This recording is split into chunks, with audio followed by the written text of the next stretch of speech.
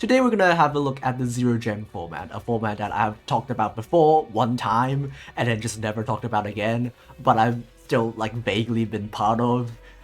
Today we're gonna have a look at a couple of different decks in this format that I want to show to you guys. The deck you see in front of you is my favorite, and also as you can see it does not use any cards that require gems or money or anything. They're all completely free to obtain. Some you can just get from like the trader or for like leveling up or like drop rewards. They're all completely free. Some you need to grind for, like the fleur trap you need to grind for because it's like a level up reward. But a lot of cards are just like really easy to obtain with like tickets and stuff. So let's have a look at this deck first. There are two other decks that I'll show. This is a no gem salad deck, and as you can see, the ban list is different because we have a custom ban list for this format because otherwise like certain decks will be too strong because just like the normal ban list is not made for this format. So we just have a completely different ban list entirely that replaces the normal ban list. And there is no Salamangreat Roar because that card is banned. That card is just too good. Being able to recycle an Omni Negate every turn is just way too broken in this kind of format. So we can't play it. But this deck is still pretty strong because obviously we still have access to all the skills, and if a skill puts a card in our deck that is usually acquired through gems, it still can be used because it is from a skill. So Soul Burning Link is a really good skill even after the nerf. It just adds a star to your hand and just makes this deck incredibly consistent. So you can always go Noble Summon the Soul, whatever the monster is, Salamander of Fire, and then you just add Gazelle, and then you just do the entire combo. The combo itself ends on no interruptions, but the strength of this deck is it is the grind game because all of the salads can recover from the graveyard, you have protection from the Bale Links, and also the generic back row that you can play in this deck is really strong. We're playing two Fleur Traps, which can be activated when you have a field spell to banish an opponent's monster when they are special summoned. It is like one of the best kind of removal you have in this format. We have one copy of Econ that we can play. Econ is like also obviously a good card, but also just a really strong staple that you can play in this format, and that's why it's limited to 2. Now, Fairy Box is another card that you can play because all of the salad monsters are really small. You can play this card to sometimes like there's like a 50% chance that you can just like beat over your opponent's guy. And we were playing free field spells because you can just discard any additional copies with your skill, and also it's a discard folder for cards like Back to Square One, which is another really good removal, even though it's not a trap. It puts a monster back to the top of the deck. So not only does it remove a monster, it also like forces your opponent to draw into that monster the next turn because OTKs in this format is not very common, not only because the decks can't do it very well, but also a lot of stall cards are free to obtain, so like Kite Roid can stop OTKs, so the effect that locks your opponent from the top deck is really strong. It comes up very often. And you just get to add back your salad cards to your hand every single turn with Sunlight Wolf, which you get from the skill, and then you can just have like a lot of discount fodder for both Back to Square One and Foxy to revive itself as well. And for the extra deck, we have a bunch of links. Triple Burst is really good as an offensive tool. If you make it with Update Jam, it attacks 2 times, and also it negates any damage step effect, so it negates Kite Roid, it's really strong. And also, Salamangreat Blaze Dragon is unironically really strong, not only in this deck, but a lot of other zero gem decks as well. It's one of the best rank 4s we have in this format. It has protection, it's hard to get rid of, and if you chew through 2 of the materials, it can exceed summon using itself as a quick effect and then pop a card. So it's a really strong rank 4 in general. So let's have a look at a game. So we have Mr. Dingust as our opponent for all of the games. He's If you've seen the Duel Links Reddit, he's like the guy who makes all of the posts about the zero gem format. So yeah, he knows what he's doing. He has another set of decks that he's going to use against me today. And the deck that he's using for this matchup is Plants. And even though a lot of Sun Avalon stuff is from boxes, a lot of them aren't. So you can actually still play Sun Avalons pretty decently in this format. And the continuous trap that negates everything is free to obtain, and the link 4 you can get from the skill. So we're just gonna do a little bit of comboing, just link climbing into a Sunlight Wolf, and then use it to add back a copy of the field spell as like a discard folder. Then we're gonna summon back the Sunlight Wolf, summon back Jack Jaguar to add back the Gazelle. We should probably also set the Burning Shell to summon the Gazelle to trigger the Sunlight Wolf during their turn, but I forgot to set it. But that's no big deal, doesn't really matter too much anyway, I don't think. He's gonna go and do his Plant Link combo, and you know, Sunvine Shrine, the Link 1, Melias, they're all free to obtain. And we're gonna use a trap on the Link free, and as I said in the deck profile, this trap card is really strong in this format. Being able to like banish any monster is just one of the best forms of removal we have in this format. So any deck that just has a consistent field spell access is just really strong in general. We're gonna go back to square one to put back one of the monsters, and then use a second back to square one after we add back the field spell, force to discard for a second time. And then now, with everything out of the gate, we can just try to push for game. And now you can be able to see the power of just the Salad engine to just spam a lot of Link monsters. So even though the monsters aren't very big themselves, we can Link summon into bigger monsters like Triple Burst, and then those monsters can punch it for a lot of stuff. One of the weaknesses of this deck is that it doesn't have a big attack cap. It caps at 24, which is not a lot. So you have to rely on the Flare Trap and back to square one to actually get rid of big monsters. But with nothing on their field, we can attack 2 times with the Triple Burst and then just win like that. Okay, the next deck we have is Gravekeepers, and they recently got a new skill that just makes this deck possible. So the entire game plan of this deck, as you can see, we don't have an extra deck. The entire game plan is to make this guy, which is the Gravekeeper's Visionary, which is just a big beefy guy. So this deck is basically just a big beefy guy turbo. And because of the skill that lowers your opponent's monster's attack and boosts your own attack, this guy essentially becomes a 4k beat stick. Like, it's 2k in base, but you gain 1,000 and your opponent loses 1,000. So it's basically 4k. And not a lot of things can actually beat over this guy. And so, well, you might think, well, I'm just going to remove it with card effects. We have a discard called the Monarch's Awaken, which is the entire reason we're not playing an extra deck. Is that if you have no cards in your extra deck, you can just target a face-up tribute summon monster you control, you negate its effects, but it is unaffected by anything other than this card. So you negate the attack boost, which is no big deal, and also like the protection, who cares about that? So it just becomes like a 4k towers. It's just, you can't remove it by anything. It's really hard to beat over, and it's unaffected by anything. There are still ways to get rid of it, because some kaijus are free to obtain, so if you play those, you can out this card.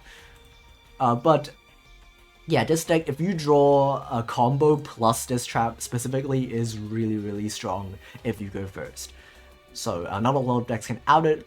And also, World Legacy Secret might seem like a weird inclusion because it's like a floodgate for Mech Knights, but we don't use it for the floodgate effect. We use this card pretty much just like a Call of the Haunted for high-level monsters, because when this card is activated, you can revive a level 5 or higher monster. And not just a Mech Knight monster, it revives any level 5 or higher monster in your graveyard. So in a lot of these zero gem decks, we use this card as a reborn trap, basically. Even though it clogs one of our back row, it's a really strong form of removal that we have access to. And obviously, Monster Reborn is a card we can play as well as a free to obtain Reborn. And we have like draw power with the Pendulum, and also just a bunch of other Gravekeeper monsters that we can play that are free to obtain to help us be more consistent to discard with the skill as well.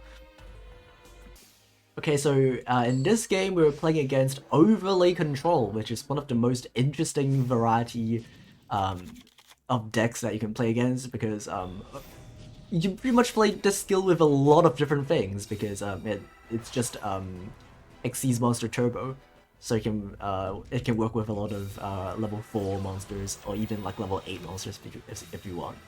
So we did open with the combo, which is the Trap plus the Visionary. So we're just going to set that and pass. And our opponent is going to add a copy of Sanctuary in the Sky, use it, and this card doesn't really do anything on its own, but it turns on the Divine Punishment counter trap, and that is just an obligate. And well, disruptions are very few and far in between in this format, so having an obligate is just really strong.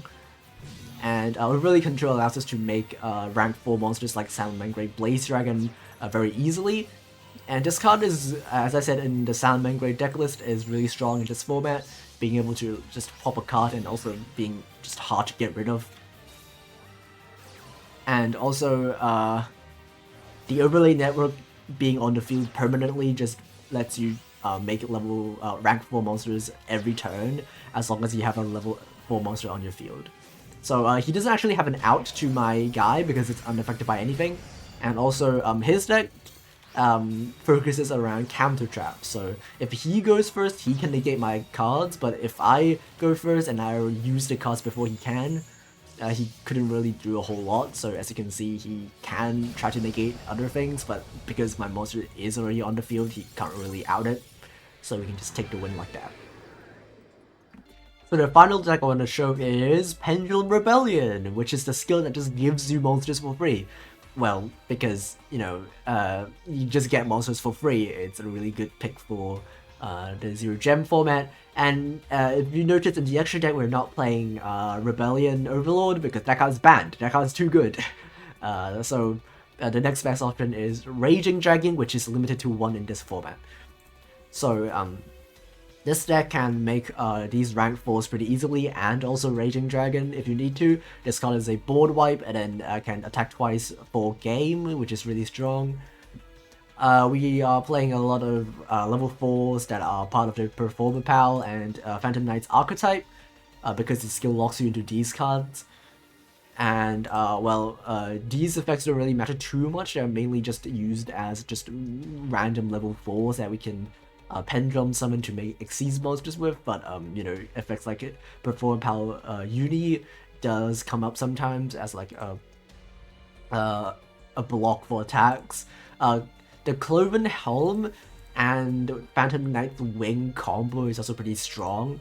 Wing can banish itself to revive a Phantom Knight, so you can revive this as a level 4 and then you can Xyz summon. Or you can banish this from the graveyard and during the end phase add back a Wing, but this effect comes up a lot less often because it's very slow even for the standards of a 0 gem deck. Obviously we can play Enemy Controller as a really good monster removal, but also Xyz Import. This card is also a really good kind of disruption that we have in this format for any Xyz focused deck. So you can just target an Xyz monster you control and one monster your opponent controls, and you can just suck it up. Just put it under it as a material, as long as if it has a lower attack than your monster. And this deck used to also play a lot of other things like Burst Breath, which attributes a dragon and then destroys all monsters that has a lower defense and the attack of the thing that you attributed. And also like Xyz Burst, which is like spell and trap card removal. It's like a Hobby's Feather Duster if you control a rank 6 or higher Xyz. But no, those cards are all limited to 3 because this deck is just too strong. So Xyz Import is the limit 3 card of choice in this version. But you can play those cards as well if you want to. And other than that, Odai's Advanced Dragon also is a really strong boss monster that you can just make. It destroys without targeting, it burns, and also it revives a monster when it attacks, but there aren't a lot of other monsters that it can revive other than itself, which it cannot revive itself, so it's mainly just used as a big beefy guy that you can summon and then pop your opponent's monsters with. Okay, for this game we're playing against Tendangles, which has actually a pretty interesting strategy in this no gem format specifically, as you'll be able to see in this replay. So we're actually gonna use the this skill, which I will not say because it's too long, which lets you add any flip monster. So this is just not just Tendangles, it's actually flip monster control.